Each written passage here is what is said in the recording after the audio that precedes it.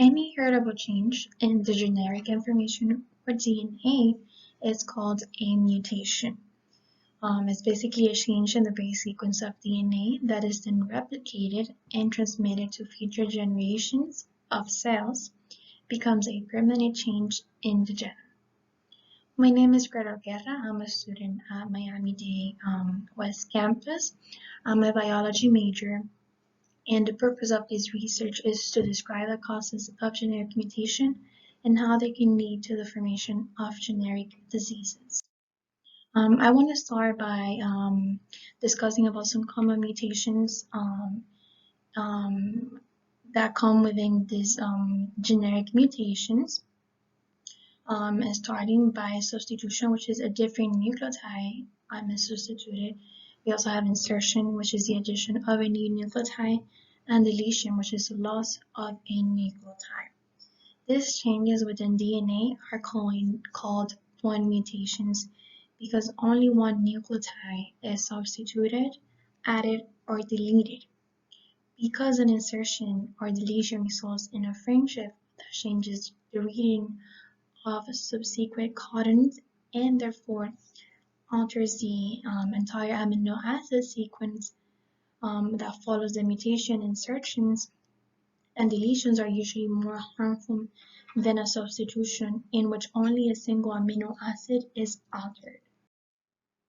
In this image, we can see three types of mutation that can occur within the DNA. We had talked about it previously. In the first image, we see a normal DNA cell. Then we have the substitution mutation, we have insertion and deletion. What causes mutation? Basically, the chemical or physical agents that causes mutations are called mutagens. An example of physical mutagens are ultraviolet and gamma radiation. Radiation exerts its mutagenic effect either directly or by creating free radicals that in turn have mutagenic effects. Radiation and free radicals can lead to the formation of bonds between mutagenous bases and DNA. So an example of radiation damage is observed in this image. The thiamine dimer is formed by the action of UV light in section A. Now in section B, when a defect in a double strand is produced by the thiamine dimer, this defect temporarily stops DNA replication, but the dimer can be removed and the region can be repaired by an enzyme repair system.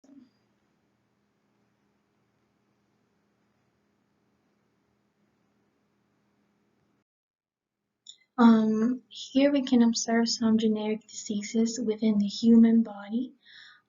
Some non-lethal mutations in an egg or sperm cell may lead to metabolic abnormalities or hereditary diseases. Such diseases are called inborn errors of metabolism or generic diseases.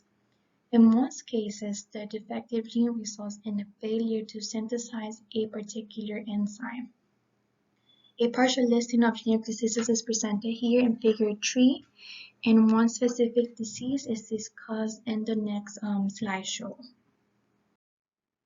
So as we can see in this image, we have an example of a healthy neuron, one that's being affected by the disease of Tay-Sachs disease.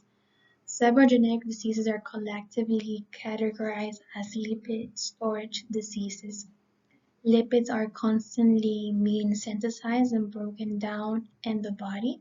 So if the enzymes that catalyze lipid degradation are missing, lipids tend to accumulate and cause a variety of medical problems. When a genetic mutation occurs in the gene for the enzymes hexominidase A, for example, gangliosides cannot be degraded but accumulated in brain tissue, causing the ganglion cells of the brain to become greatly enlarged and non-functional.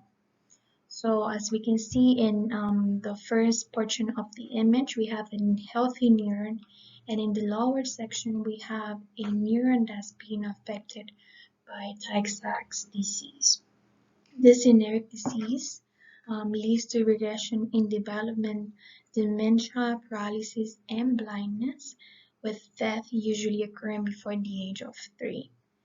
There is currently no treatment, but Tay-Sachs disease can be diagnosed in a fetus by assaying the amniotic fluid for hexosaminidase. So, more than 3,000 human diseases have been shown to have genetic components caused or in some way modulated by the person's genetic composition. Moreover, in the last decade or so, researchers have succeeded in identifying many of the genes and even mutations that are responsible for specific genetic diseases. Now, scientists have found ways of identifying and isolating genes that have specific biological functions and placing those genes in another organisms such as bacterium, which can be easily grown in culture. With these techniques known as recombinant DNA technology, the ability to cure many serious genetic diseases appears to be within our grasp.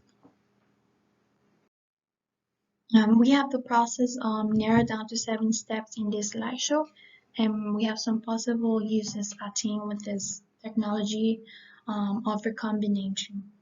An example is the production of human growth hormone, which is used to treat children who fail to grow properly.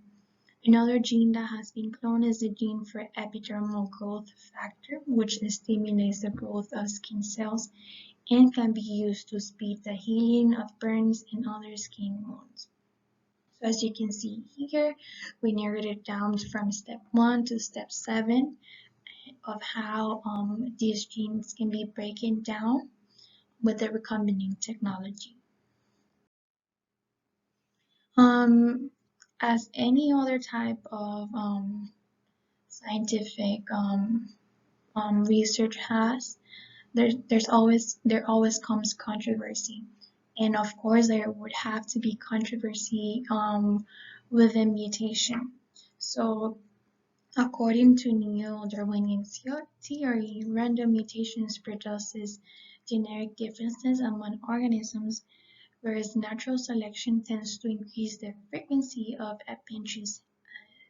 However, several recent papers claim that certain mutations in bacteria and yeast occur at much higher rates, specifically when the mutant phenotypes are advantageous. Various molecular models have been proposed that might explain these direct mutations, but the models have not been confirmed yet. So that is it for my research today. I hope you enjoyed it. And the reason why I chose this topic is because I am a biology student, as I mentioned before. I am also considering a minor in chemistry, but as I move on with my career, I would like to know a little bit more and get involved a little bit more with these genetic diseases that affect children and older people, and how could it be possible to maybe try and fix it, or if there's any way that can better these conditions. Thank you again and have a good day. Bye bye.